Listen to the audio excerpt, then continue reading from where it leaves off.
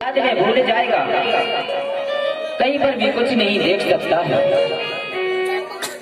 तब जाकर जैसे उस बेटे की शादी कर दी गई और जो पत्नी राधे राधे राधे वो पत्नी आई, जब उस पत्नी ने कम से कम 2 साल तक अपने सास और ससुर की शादी के बाद 2 साल तक सेवा करी।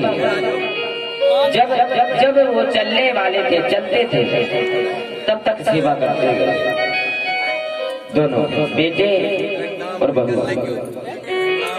जब वो चलने लायक नहीं रह गए माँ बाप, तभी जाकर उनको लिटाकर बिल्कुल छोड़ दिया कि न माँ से प्रेम न पिता से। और बहू कहने लगी कि देखो स्वामी, मैं कभी भी अब तुम्हारी माँ की और तुम्हारे पिता की मैं सेवा अब नहीं करूंगी, इसलिए कि मेरे को 2 साल करते करते हो गया। और कभी भी उनने कुछ चीज के लिए भी नहीं कहा कि बहू जा तू ये साड़ी खरीद ला या कि कुछ खरीद कर ला, कभी भी 1 रुपए नहीं दिया। और आज मैं सेवा कैसे करूं, तुम्हारे माँ बाप की सेवा कैसे करूं? उसी घाट पर मलमूत्र करती है तेरी माँ, उसी पर घाट पर मलमूत्र करती है, पिता भी उसी पर मलमूत्र करता है। और मैं कैसे उसको साफ करूं? मैं बहू हूं घर की, मैं नहीं कर सकती हूँ।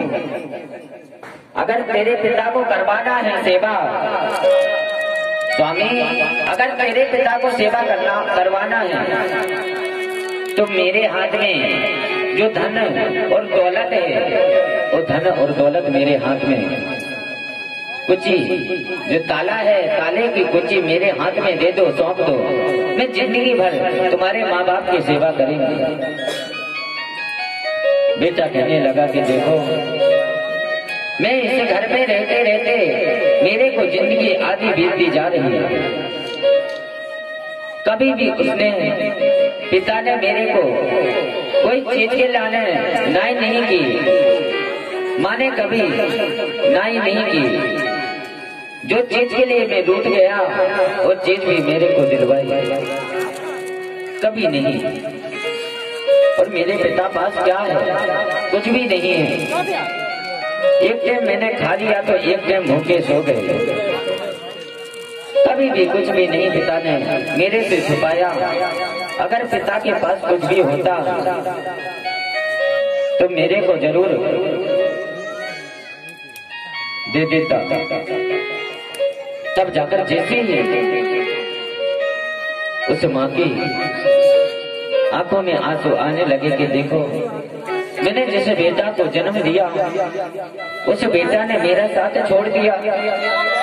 उसने एक बार भी नहीं सोचा कि आज मेरी माँ है, मेरे पिता है, कभी नहीं सोचा, न कभी विचारा। और आज केवल पत्नी के रूप ही देखकर वो भूल गया माँ बाप को। कभी भी उसने नहीं सोचा कि जिनने जन्म दिया, जिनने पाला पोसा, अगर जन्म नहीं होता तो पत्नी कहाँ से मिलते। तब जाकर जैसे ही उस बेटे को बहू भड़काती गई कि देखो स्वामी, तुम बात मानोगी या मत मानो, अगर मेरे आज शाम तक जो धन और दौलत है मेरे नाम नहीं हो जाएगी और मेरे हाथ में ताले की कुची नहीं आ जाएगी, तो आज हम तुम्हारे घर में फांसी लगाकर मर जाएंगे या कहीं भाग जाएंगे। तुम्हारे घर वालों को जेल में बंद करवा देंगे। तब बेटा कहने लगा कि देखो पत्नी, ऐसी अड़ मत करो, इसलिए कि मेरे पास वैसी कुछ नहीं है, मेरे पिता के पास कुछ भी नहीं है। माँ बाप चल भी नहीं सकते, कहाँ से कमाएंगे, कहाँ से लाएंगे। और ऐसा मत करो। तब जाकर कहने लगे कि देखो ऐसी अड़ मत मानो, अगर अड़ मानोंगे तो आज मेरे पिता बीमार गले हैं, पैसा भी लग रहा है, कहाँ से पैसा आता है, क्या होता है। बोलिए वृंदावन बिहारी लाल की, बोलिए कृष्ण कन्हैया लाल की। तब जाकर सुखदेव जी कहते हैं राजा परीक्षित से, हे राजा। तब जाकर जैसे